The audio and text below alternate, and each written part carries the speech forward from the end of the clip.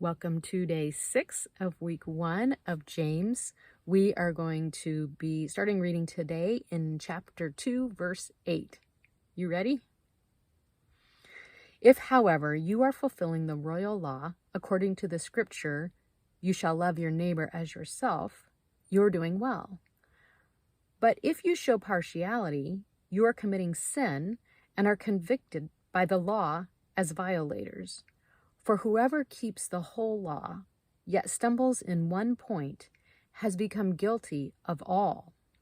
For he who said, "Do not commit adultery," also said, "Do not murder."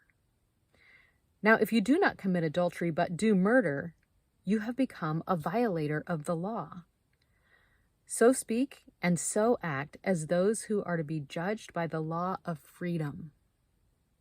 For judgment will be merciless to one who has shown no mercy.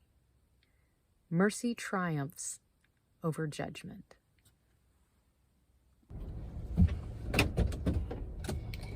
Hey, gang. Well, so today I've been thinking about the part of our section that said that if we are not merciful, God will not be merciful to us, which is that's an interesting section, isn't it? Because it kind of has the feeling of, it can almost have the feeling of like that we have to earn his mercy by us being merciful. But of course, I don't think that's what it means, because I don't think that's consistent with the teachings of Jesus or of the Bible. So this is what I've been thinking about that. You can leave me a note in the comments and tell me what you're thinking about this too, because we're just at the dinner table together here. I wish. So I'm thinking about how when God is merciful to us, and when we receive that and we look intently into his law of freedom, which says that, to me, the law of freedom is that Christ has paid for our sin and given us freedom from death and freedom from sin. So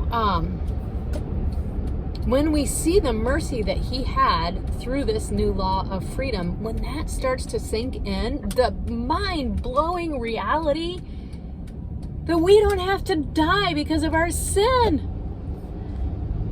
well, that's pretty amazing. And as that sinks into us, as we start to hear God, it talked about being quick to listen, quick to hear.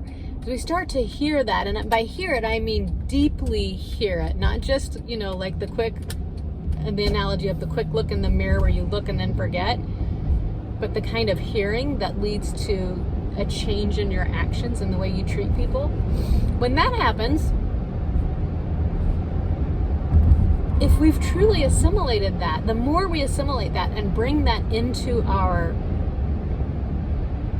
heart and our belief and our mind and our understanding, then we will become merciful people because of what he's done in our hearts and because of how much we love him. And that's one of the things today. So today I used the reality and vision prompts. So on my reality side, I looked at, what does my life look like when I'm not merciful? And then on the vision side, I explored, what would my life look like if it were explosively true that I was merciful? And it just brought me to realize, that in my humanity, I'm not merciful. Although he is definitely making me more merciful over time, but just soaking in adoration that he is merciful. And I want to be like him. I don't want to be like the old me. Just how beautiful he is in his character of mercy. So we praise you, Jesus.